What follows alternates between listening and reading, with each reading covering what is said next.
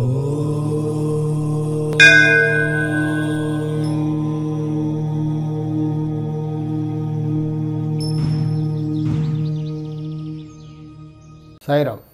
విశ్వకర్మ వాస్తు YouTube ఛానల్కి స్వాగతం.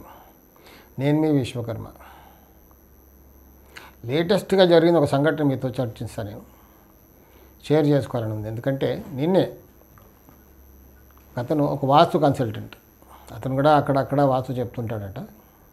నాకు ఫోన్ చేశారు, గురువుగారు నాకు ఒకటి అర్థం అవ్వట్లేదండి, నేను కూడా ఇక్కడ వాస్తు చూస్తుంటాను అక్కడ అప్పుడప్పుడు, మీ అంతా కాకుండా కొంచెం చెప్తూ ఉంటాను వాస్తు. నేను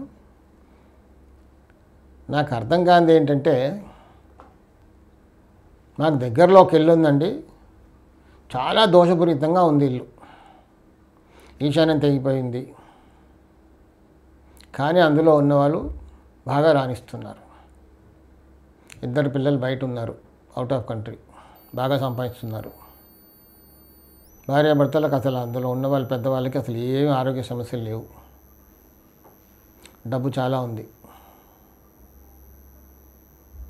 మరి వాస్తు బాగలేకపోతే ఇలా బాగుపడద్దు కదా, ఎలా బాగుపడుతున్నారు అసలు నాకు అంతుపట్టట్లేదు, మీరు ఏమైనా దీనిపైన చెప్పగలరా అని నాకు కాల్ చేశారు నిన్న సాయంత్రం. ముఖ్యంగా వాస్తులో మనం గుర్తుపెట్టుకోవాల్సింది ఏంటంటే స్థాన బలం. స్థలంలో బలం ఉండాలి. స్థాన బలం ఎలా తెలుస్తుంది? ప్రతి స్థలంలో ఒక బలం ఉంటుంది, స్థలం మారుతూ ఉంటుంది, స్థలానికి స్థాన బలం మారుతూ ఉంటుంది. స్థాన బలాన్ని బట్టి మనం వాస్తు అక్కడ చెప్పాలి.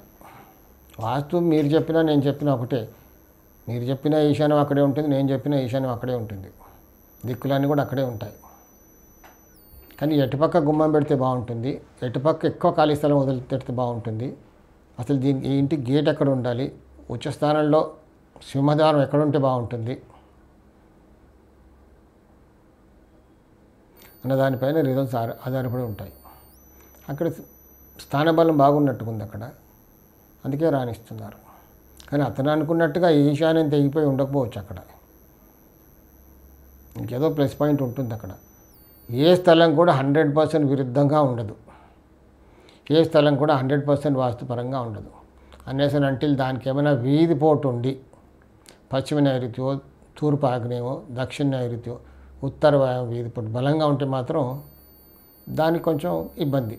దాన్ని కూడా సరి చేసే మార్గాలు ఉన్నాయి, అది కట్ చేసి వదిలేస్తే రిజల్ట్ వస్తుంది.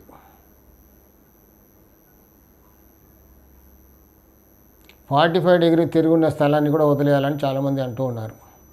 45° తిరుగున్న దాన్ని కట్టుకునే పద్ధతి అంటూ ఉంటుంది, కట్టుకుంటే కూడా మంచి చాలామంది సుఖపడుతున్నారు కూడా. నేను అలాంటి ఎన్నో కట్టించాను కూడా, నేను హాయిగా ఉన్నారు, ఇప్పటివరకు ఏ కంప్లైంట్ లేదు. కానీ కొంతమంది ఏంటంటే చూడగానే అనుకుంటారు. నేను చాలా ఇళ్ళు చూశాను, ఉత్తర వీధి పోటు ఉన్న ఇల్లు కూడా చూశాను, కానీ అక్కడ రిజల్ట్ వస్తుంది. చాలా హాయిగా ఉన్నారు. పెద్ద గోడౌన్, అది వాళ్ళ ఒక పెద్ద కిరాణా హోల్సేల్ షాప్, బ్రహ్మాండంగా నడుస్తుంది షాప్.